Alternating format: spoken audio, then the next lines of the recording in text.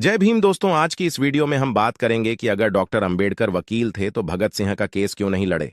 तो वीडियो को शुरू से अंत तक जरूर देखें। यह सवाल व्यंग, नफरत या आक्रोश अथवा जिज्ञासा में पूछा जा सकता है। सवाल प्रथम दृष्टि उचित लगता है, परंतु अक्सर इसका मकसद दुष्प्रचार होता है। इसका सटीक जवाब जानने से पहले हमें हालातों को जानना होगा। 23 मार्च 1931 को भगत सिंह को फांसी दी गई थी। यह वह दौर था जब शुद्ध अतिशुद्ध, या यूं कहे कि डॉक्टर अंबेडकर जब स्कूल जाते थे तो उन्हें स्कूल के बाहर दरवाजे के पास बैठकर पढ़ाई करना पड़ता था। चूंकि भगत सिंह थे तो उन्हें यह दंश झेलना नहीं पड़ा। शिक्षित होकर डॉक्टर अंबेडकर जब नौकरी करने बड़ौदा गए तो उन्हें किराए पर होटल, धर्मशालाएं, कमरा तक नहीं मिला। जब वह सिडनम कॉलेज में प्रोफेसर बने तो बच्चे उनसे पढ़ने के लिए राजी नहीं हुए। भगत सिंह के खिलाफ जहां सुप्रसिद्ध वकील आसिफ अली पैरवी कर रहे थे, वहीं अंग्रेजों की तरफ से पैरवी करने वाले ब्राह्मण वकील का नाम था सूर्य नारायण शर्मा। ये वही शर्मा है जो आरएसएस के संस्थापक गोलवलकर के बहुत अच्छे मित्र थे। याद रहे कि डॉक्टर अंबेडकर ने 150 वर्षों की अंग्रेजों की राजनीति गुलामी के मुकाबले में 2500 बार से भी अधिक की सामाजिक गुलामी को नष्ट करने के लिए अपना जीवन न्योछावर कर दिया। ऐसे में आजादी की लड़ाई को लेकर जहां क्रांतिकारियों का नाम गर्व से लिया जाता है, वहीं सामाजिक आजादी के लिए सर्वश्रेष्ठ स्थान पर डॉक्टर अंबेडकर का नाम अभियान के साथ लिया जाता है। यह हुआ अछूत के छूने भर से हिंदुओं का धर्म भ्रष्ट हो जाता था। इस दौर में आर्थिक जहाज के बीच कोई केस देने के लिए तैयार ना हो, वहां भगत सिंह का केस डॉक्टर अंबेडकर द्वारा न लड़ने का बेतुका का तर्क पेश करना महज मूर्खता है।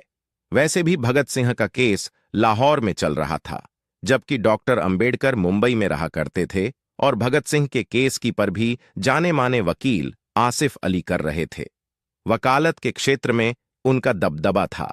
ऐसे में आसिफ अली को हटाकर डॉक्टर अंबेडकर को केस देने की कल्पना भी कोई कर नहीं सकता था। ऐसे में जून 1923 से डॉक्टर अंबेडकर ने वकालत का काम शुरू किया। उन्हें बार काउंसलिंग में भी बैठने के लिए जगह नहीं दी गई। अस्पृश्यता के चलते डॉक्टर अंबेडकर को केस नहीं मिल पाए थे। एक गैर ब्राह्मण अपना केस हार जाने के बाद डॉक्टर अंबेडकर के पास आए तो उनके केस की जीत ने उन्हें ख्याति दी, लेकिन वकालत डॉक्टर अंबेडकर की रोजी रोटी नहीं थी।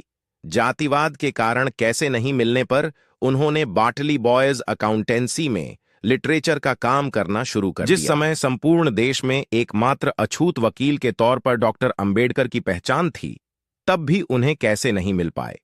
आर्थिक तंगी के चलते प्रोफेसर की नौकरी करनी पड़ी।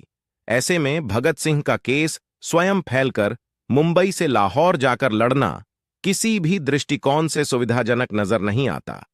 यदि केस लड़ना भी चाहे तो मशहूर वकील आसिफ अली से कैसे वापस लेकर डॉक्टर अंबेडकर को सौंपने का कोई तार्किक मुद्दा नजर नहीं आता। एक पहलू यह भी है कि जहां ब्राह्मण वकील अंग्रेजों की पहली कर रहे थे, वह देश में अनेक नामचिन्ह वकील क्या तमाशा देख रहे थे।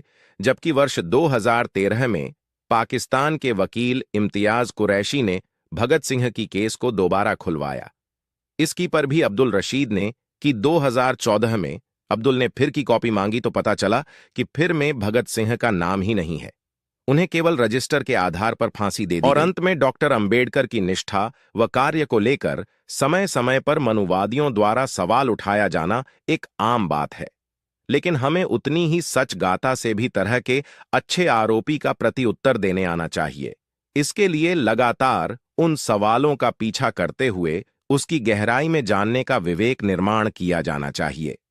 सवाल भले ही बचकानी को, लेकिन उसे पूछने वाले व्यक्ति का मकसद यदि डॉक्टर अंबेडकर के चरित्र हनन का हो तो हमें चुप रहकर सवालों से मुंह मोड़ लेना ठीक नहीं। अंग्रेजों की 150 वर्ष की गुलामी से कहीं अधिक जरूरी मुद्दा था। 2500 वर्ष की सामाजिक वन व्यवस्था से उपजी जातिवादी गुलामी को समाप्त करना अत्यंत जरूरी लड़ाई उन्होंने लड़ी।